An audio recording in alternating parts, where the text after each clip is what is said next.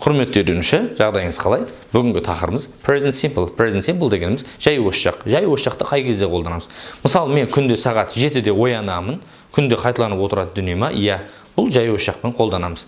Немесе күнделікті шындықтар. Мысалы, I have a car. Менің машинам бар, менің көлігім бар. Бұл да жай осы шақ. Енді құрметті үйренуші, осы тұста бір дүниені қарайық. Мысалы, оңай түсіну үшін бір етістікпен қолданып көрейік. Мысалы, work, жұмыс жасау. Мен жұмыс жасаймын. I work, сен жұмыс жасайсың. You work. Енді үшінші жақта жекеше түрінде S шалғанады. Соны естен шығармайық. He works, she works, it works. Яғни S шалғанады. Енді біз жұмыс жасаймыз. We work. Сендер жұмыс жасайсыңдар. You work. Олар жұмыс жасайды. They work. Оп-оңай. Енді play мен қолданып көрейік. Play дегеніміз ойнау. Мен ойнаймын. I play. Сен ойнайсың. You play. Жүктеу есімдігінің үшінші жағы, яғни he, she, it-та не қолданады еді? Етіске S жалғанады. Яғни he plays, she plays, it plays. Енді қараңыз. Ары қарай біз ойнаймыз. We play. Сендер ойнайсыңдар. You play. Олар ойнайды. They play. Оп-оңай ойланып қарасаңыз. Сондықтан да бір ешқандай қиын жер жоқ. Осы тұста зат есімнің көптелу жағын еске түсіріп көрейікші. Зат есім көптелген кезде қалай болатын еді?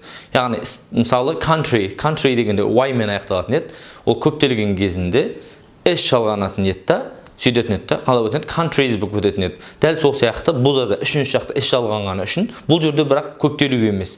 Мысалы, he studies, she studies, яғни не болып кетеді? Y түсіп қалады да, I-ға ауысып кетеді. Соны естен сақтайық. Енді қараңыздар. Енді сұралу формаға көшейік. Сұралу формада бізге көмекке do келеді, немесе does келеді.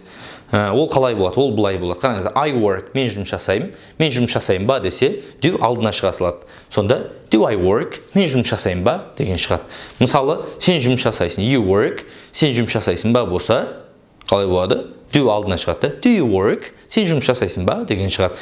Енді үшінші жақта жекеше түрінде бізге көмекке не келеді? Does келеді. Бірақ етіске шалғанбайды, есте болсын. Сонда қалай болады? Does he work? Does she work? Does it work? Яғни, does алдына шығады. Енді қараңыз. Ары қарай қалған дүниелерде do we work? Біз жұмыс жасаймыз ба? Сендер жұмыс жасайсыңдар ма? Do you work? Олар жұмыс жасай ма? Do they work? Яғни, оп-оңай. Яғни, сөйлемнің алдында do немесе does келеді. Соны естен шығармаймыз.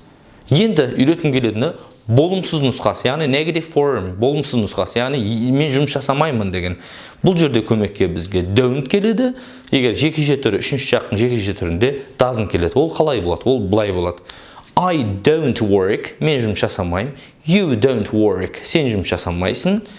He doesn't work, ол жұмыс жасамайды. She doesn't work, ол қыз жұмыс жасамайды. Яғни it doesn't work, бұл зат жұмыс жасамайды.